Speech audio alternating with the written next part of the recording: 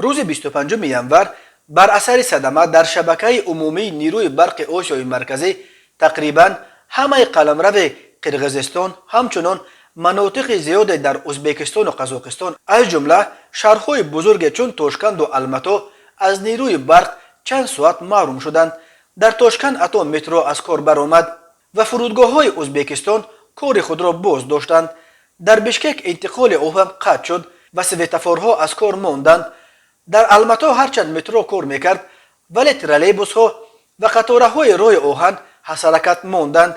این صدمه به تاجیکستان تاثیر نرساند چون که این کشور تازه در مرحله بازگشت به شبکه عمومی نیروی برق آسیای مرکزی قرار دارد و هنوز پوره به آن شامل نشده است. وزارت انرژتیک قزاقستان در شرح این صدمه گفت انتقال نیروی برق در کشور به دلیل سوء توازن به وجود آمده در شبکه‌های برق ازبکستان و قرقیزستان قطع گردیده است.